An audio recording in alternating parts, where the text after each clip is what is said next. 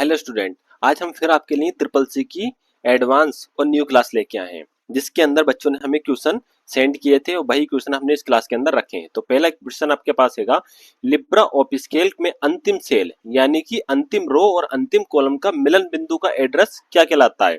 ए option A1, B option AMJ 10,48,576, C option XFZ 10,48,576 या D option Z 1000।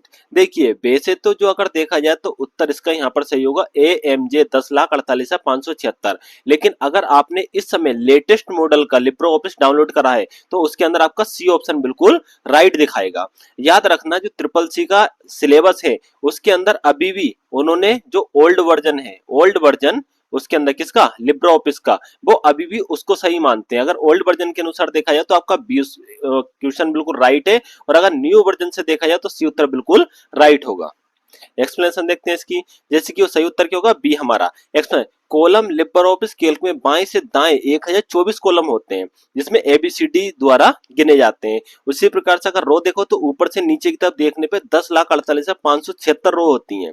अगर cell address देखो, किसी भी सेल का पता पहले कॉलम का नाम और फिर रो नंबर लिखकर बनता है, इसलिए सबसे आखिरी कोने वाले सेल का नाम क्या बनेगा, AMJ 10,48,576 बिल्कुल राइट आंसर होगा। अगला प्रश्न देखते हैं, WYSIWYG का मतलब क्या है? ठीक है, जो देखिए A option what you see is what you get, दूसरा आता what you send is what you gains, C option आपका दे रखा है what you save is what you get, और डी ऑप्शन दे रखा है what you slow is what you gains. इसके अंदर जो आपका सही उत्तर होगा वो होगा आपका A, what you see is what you get. देखिए इसका मीन्स क्या होता है, आपका लिब्रो ऑफिस के अंदर जितना भी होता है जैसे कि राइटर या कैल्क या फिर इम्प्रेस, ये सारा का सारा इसी प्रोसीजर पर काम करते हैं। जो चीज आपकी दिखाई देगी वही आपकी प्रिंट होगी। सपोज करो, मान लो कि आपने उसमें लिखा है NSIT, अगर NSIT लिखने के बाद इसको आप बोल्ड करा दो प्लस इसको इटैलिक करा दो, उसका साइज बड़ा करा दो, जब आप प्रिंट करोगे इसको तो जाहिर है कि आपको उसी तरीके से प्रिंट होगा जो आपको सामने दिखाई देगा। ये सारी की सारी जो यूनिट है लिब्रे ऑफिस की, ये सब किस पे काम करती है हमारी, what you see is what you get, यानी कि WYSIWYG पर। एक्सप्लेनेशन देखते हैं इसकी, WYSIWYG का अर्थ स्क्रीन पर जो दिखाई देता है यानी कि प्रिंट या फाइनल आउटपुट में वही दिखाई देगा, बट प्रोसेसर और प्रेजेंटेशन सॉफ्टवेयर इसी सिद्धांत पर काम करते हैं। अगला प्रश्न क्या है, पेज के आरंभ में जाने के लिए किस की का उपयोग किया जाता है? अगर आप डॉक्यूमेंट्स लिख रहे हो, सपोज करो 5 नंबर की आपने MS वर्ड के अंदर या फिर राइटर के अंदर थ्योरी लिख दी, आपको फर्स्ट पेज पर जाना है, तो उसके लिए हम किस शॉर्टकट का यूज करेंगे? ए ऑप्शन होम की का, बी ऑप्शन कंट्रोल के साथ होम, सी ऑप्शन आपका होगा एंड की, डी ऑप्शन होगा आपका पेज अप। तो यहाँ पर जो आपका सही उत्तर होगा वो होगा बी, कंट्रोल प्लस होम की दबाने के बाद आप फर्स्ट नंबर के पेज पर पहुंच सकते हो। एक्सप्लेनेशन देखते हैं, कंट्रोल प्लस होम दबाने पर कर्सर डॉक्यूमेंट से पेज के प्रारंभ में जुड़ता है, इसे लंबे डॉक्यूमेंट से तेजी से नेविगेशन करने के लिए उपयोगी शॉर्टकट है। अगला प्रश्न देखते हैं, फॉर्म में कौन सा फील्ड नहीं जोड़ा जा सकता? अब सपोज करो ये जो प्रश्न पूछा गया है, जैसे कि ए ऑप्शन आपका है टेक्स्ट बॉक्स, बी ऑप्शन है चेक बॉक्स, सी ऑप्शन है लिस्ट बॉक्स और डी ऑप्शन है स्लाइड शो। ये जो पूछा गया है ये आपका किससे है, HTML से। HTML इसका ये क्वेश्चन है, जब HTML में आप फॉर्म में क्रिएट करते हो तो उस फॉर्म के अंदर हम क्या चीज नहीं जोड़ सकते, तो आपसे डी ऑप्शन बिल्कुल राइट होगा, इसके अंदर हम स्लाइड शो नहीं जोड़ सकते। टेक्स्ट बॉक्स यानी कि एक ऐसा बॉक्स जिसके अंदर आप टेक्स्ट लिख सको जोड़ सकते हैं। चेक बॉक्स जैसे कि आपने देखा है मेल या फीमेल, उसके आगे एक टिक बॉक्स लगा देते हैं कि दोनों में से किसी एक पे टिक ऑटोमेटिकली होगा। लिस्ट बॉक्स यहाँ पे लिस्ट भी कर सकते हैं, जैसे कि हमारे यहाँ पर कोर्स है ट्रिपल सी कोर्स चुनना चाहते हो या फिर O लेवल कोर्स चुनना चाहते हो तो ये हम लिस्ट के अनुसार सिलेक्ट कर सकते हैं। तो हमारा ऑप्शन क्या होगा, डी, ये इसमें नहीं जोड़ा सकता। एक्सप्लेनेशन देखते हैं, फॉर्म कंट्रोल में text box, check box, radio button और लिस्ट बॉक्स जैसे कंट्रोल जोड़े जा सकते हैं, लेकिन स्लाइड शो प्रेजेंटेशन का भाग नहीं है, फॉर्म फील्ड बिल्कुल नहीं है। अगला प्रश्न क्या है, शैलियों क्रमागत या बुलेट सूची में समान संरेख क्रमागत या बुलेट्स वर्ण और फॉन्ट लागू करती है, ये कहाँ लागू हो सकते हैं? ए करेक्टर स्टाइल के द्वारा, बी पैराग्राफ स्टाइल के द्वारा, सी लिस्ट स्टाइल के द्वारा, या डी पेज स्टाइल के द्वारा। आपका जो सही उत्तर होगा इसके अंदर होगा सी, यानी कि लिस्ट स्टाइल। याद रखना जब भी आप लिस्ट बनाते हो तो लिस्ट के अंदर आप बुलेट्स लगाते हो, बुलेट्स का मतलब कभी तो आपको इस पे का पॉइंट दिखाई देगा या फिर इसमें का एक तीर दिखाई देता है, ये तीर कभी कभी इसमें का एक चकोर वाला दिखाई देता है, ये चीज इनको हम क्या कहते हैं, बुलेट्स। इसी को कहते हैं। तो हमारे किस में होता है, जब हम लिस्ट बनाते हैं तब हमें इसकी सबसे ज्यादा जरूरत पड़ती है, ऐसी 1 2 3 ऑटोमेटिक लिख के आते हैं ये। एक्सप्लेनेशन देखते हैं। लिस्ट स्टाइल का उपयोग बुलेट्स और नंबर्ड लिस्ट यानी कि फॉर्मेट को नियंत्रित करने के लिए किया जाता है। इससे पूरी सूची में एक समान फॉर्मेटिंग लागू की जा सकती है। अगला एक्सप्लेनेशन देते हैं। अनफॉर्मेट टेक्स्ट की शॉर्टकट कुंजी क्या है? A option control shift V, B option होगा control alt V, C option है आपका कंट्रोल के साथ वी, और डी ऑप्शन है अल्ट शिफ्ट वी। तो यहाँ पर जो हमारा सही उत्तर होगा वो होगा ए, कंट्रोल शिफ्ट वी। जैसे आप कंट्रोल शिफ्ट वी प्रेस करते हो, हमने लिखा है यहाँ पर NSIT, ठीक है, ये हमने अपने चैनल का नाम लिख दिया। अगर हम इसको बोल्ड करा दें, इटैलिक करा दें, सब कुछ कराने के बाद जैसे हम कंट्रोल शिफ्ट वी प्रेस करेंगे तो हम इसकी जितनी भी फॉर्मेटिंग कर रखी है, कलर कर रखा हो, कुछ भी कर रखा हो, वो एक ही बार में सारा का सारा गायब हो जाएगा। एक्सप्लेनेशन देखते हैं। कंट्रोल शिफ्ट बी का उपयोग पेस्ट स्पेशल के लिए किया जाता है। इसके माध्यम से टेक्स्ट को बिना फॉर्मेटिंग के यानी कि अनफॉर्मेटिंग टेक्स्ट पेस्ट किया जा सकता है, जिससे मूल फॉन्ट कलर या स्टाइल नहीं आता है। अगला प्रश्न क्या है? इंटरनेट शब्द को उसके विवरण से मिलान कीजिए। इंटरनेट की जितने भी शब्द हैं इसके विवरण से मिलान करना है। जैसे कि देखिए यहाँ पर लिखा है URL, HTTP, DNS और IP एड्रेस, और यहाँ पर लिख रखे हैं डोमेन नेम, रेजुलेशन या फिर यूनिक नेटवर्क एड्रेस या डेटा ट्रांसफर प्रोटोकॉल या वेब एड्रेस। तो URL कैसा होता है आपका? एक वेब एड्रेस होता है, यानी कि वेबसाइट का एड्रेस होता है। और यहाँ पे HTTP ये क्या होता है? डाटा ट्रांसफर प्रोटोकॉल होता है। DNS क्या होता है आपका? एक डोमेन नेम होता है। और IP एड्रेस क्या होता है? एक यूनिक नेटवर्क एड्रेस होता है। यानी कि A का आपका 4 सही है, B का आपका 3 सही है, C का आपका 1 सही है और D का आपका 2 सही है। तो इसके अंदर आप ऑप्शन देखोगे तो इसमें जाके आपको मिलेगा ए ऑप्शन, बिल्कुल राइट। यानी कि A का 4, B का C, ए ऑप्शन बिल्कुल राइट होगा। एक्सप्लेनेशन। URL वेबसाइट का पता होता है। HTTP यानी कि हाइपर टेक्स्ट ट्रांसफर प्रोटोकॉल इसकी फुल फॉर्म होती है, ये ट्रांसफर के लिए उपयोग होता है। DNS क्या होता है? डोमेन नेम होता है जो IP में बदलता है। और IP एड्रेस क्या होता है? नेटवर्क पर डिवाइस की पहचान होती है। अगला प्रश्न देखते हैं। मुद्रण करते समय राइटर में डिफॉल्ट रूप से निम्नलिखित में से कौन सा पेज ओरिएंटेशन उपयोग किया जाता है? देखिए इसमें मुद्रण शब्द आया, आपको शायद इसकी पहचान नहीं पड़े, इसलिए आप प्रिंटिंग पढ़ लेना। प्रिंटिंग करते समय राइटर में डिफॉल्ट रूप से निम्नलिखित में से कौन सा पेज ओरिएंटेशन उपयोग किया जाता है? ए ऑप्शन पोर्ट्रेट का, B option landscape, C option reverse portrait या डी ऑप्शन रिवर्स लैंडस्केप। तो आपका सही उत्तर होगा ए, पोर्ट्रेट। जब भी आप कंट्रोल पीसेस को प्रिंट करोगे तो बाय डिफॉल्ट जो आता है आपका पोर्ट्रेट आता है। एक्सप्लेनेशन देखते हैं इसकी।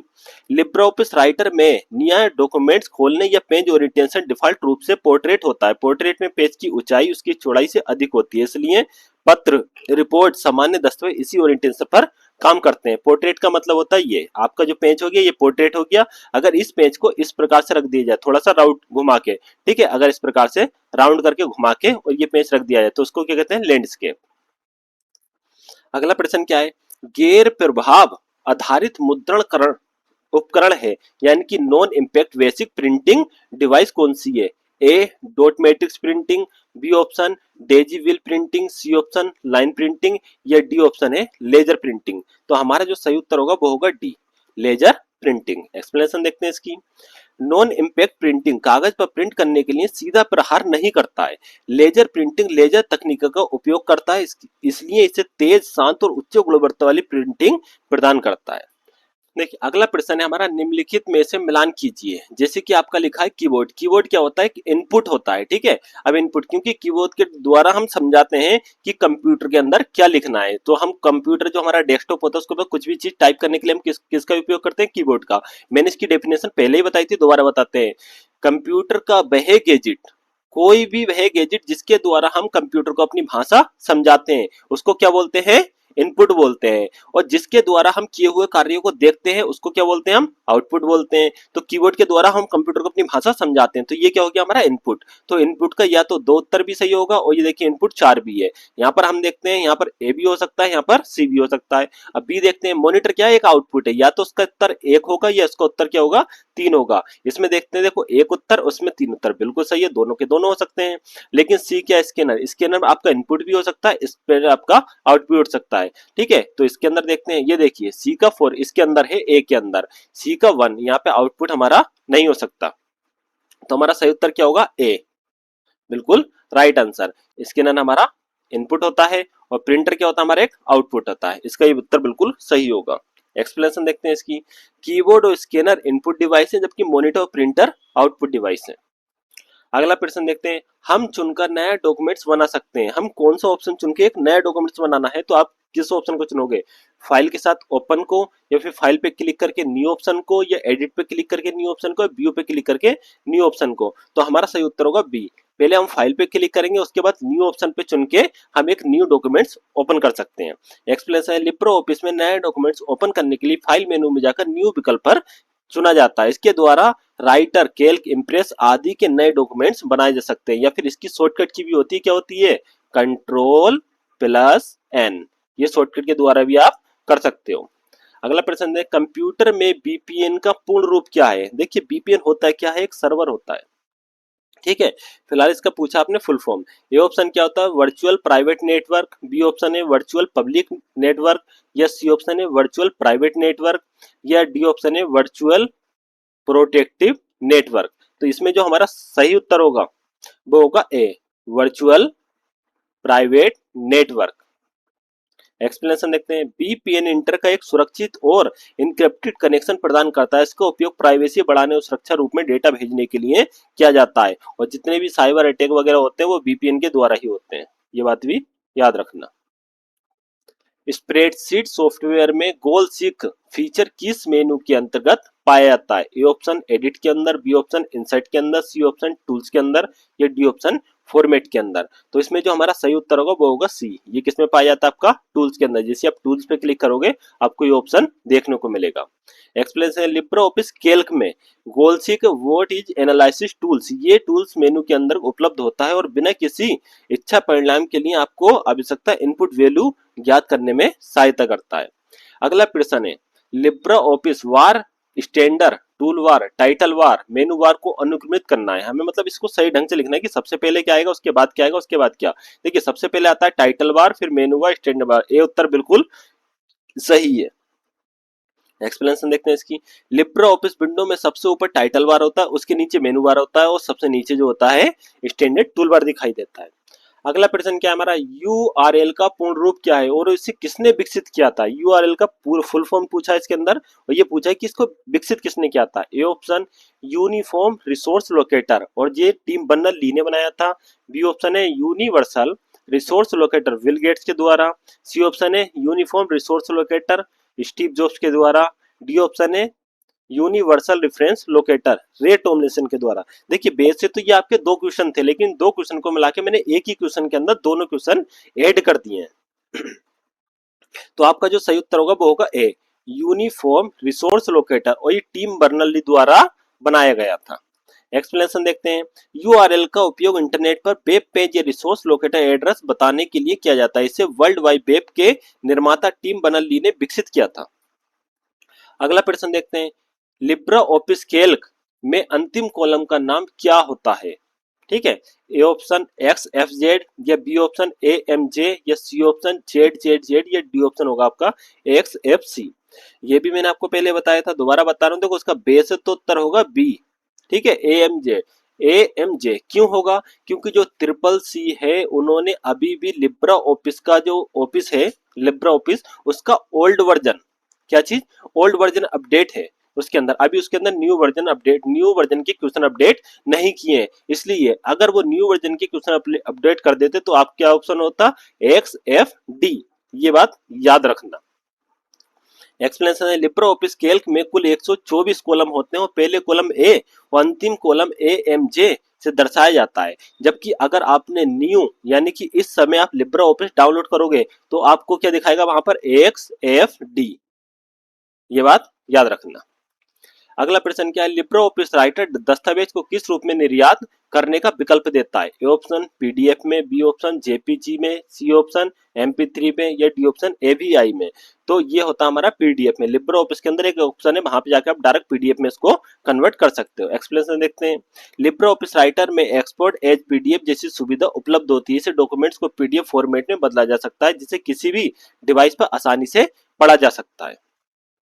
अगला प्रश्न क्या है हमारे पास, वाईफाई का आईईई मानक क्या है।